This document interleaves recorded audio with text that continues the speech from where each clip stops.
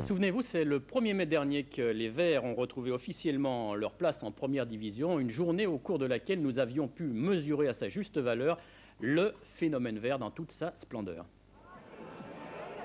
1er mai à Saint-Étienne. Dans la ville ouvrière, le défilé syndical est bien sûr de rigueur. Ici, on est souvent militant dans l'âme.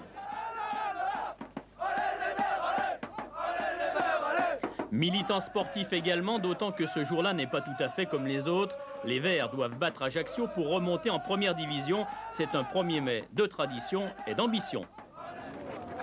Et chef, le muguet, c'est pourquoi là? C'est pour porter bonheur ce soir, pour la victoire. Normal, 1er mai? 1er mai, vert et blanc en plus. Vert et blanc. C'est un match important là ce soir. Hein? Ah oui, on va le gagner celui-là. Mais militants verts, on ne l'est pas qu'à Saint-Étienne. Ils sont nombreux à rouler des centaines de kilomètres pour venir à Geoffroy Guichard. Ceux-là sont bretons.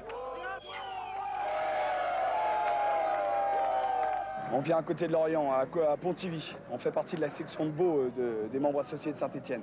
Et à Lorient, il y a une équipe en première division là. Ah ouais, mais nous c'est Saint-Étienne. Moi j'ai toujours adoré Saint-Étienne, j'ai toujours adoré ce club-là et je serai toujours un fan. Il pourrait être en deuxième division, en national, en national 2, je les supporterai toujours, quoi, c'est clair. C'est un virus dont on ne guérit pas et on a fait 750 km pour venir jusqu'ici. On le fait de temps en temps et c'est toujours avec beaucoup de plaisir. De quelle ville venez-vous? Liège.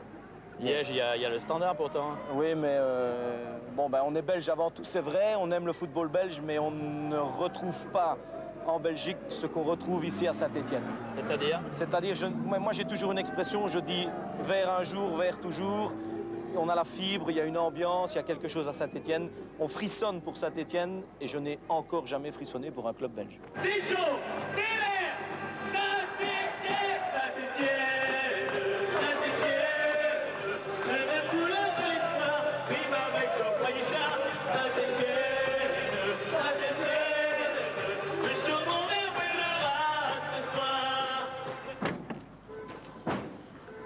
Bientôt, ton drapeau.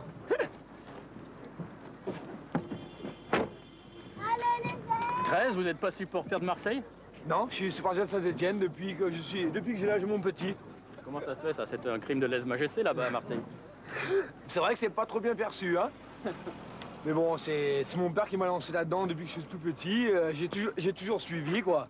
Voilà, et maintenant je continue. À l'heure où le quart des joueurs de Saint-Étienne entrent dans l'enceinte du Chaudron, à l'extérieur, d'autres supporters continuent d'affluer. David et Patrice ont fait 350 km, ils habitent près de Sion, dans le Valais suisse. Ce sont des fidèles que rien ne pourrait décourager. L'année dernière, on venait avec mon copain David. On venait voir Saint-Étienne-Niort lorsqu'il y avait 4000 spectateurs au mois de novembre et que Lyon jouait contre je ne sais plus quel club italien en Coupe d'Europe. Et quand on parlait avec les stadiers, on nous prenait pour des fous. On disait, mais vous venez voir les Verts en D2? Je dis, ouais, mais l'amour du club, c'est aussi que lorsque ça va pas. Vous venez d'où là? Dompierre, à côté de Moulins. Et là, vous êtes toute la famille là? Voilà. On vient pour la fête de l'AD1 ce soir. Vous êtes sûr? Ah ouais, certain, tout le monde est sûr. Et la fête aura bien lieu. L'histoire retiendra qu'en 1999, le 1 du mois de mai, les Verts ont retrouvé la D1, ainsi qu'un public unique.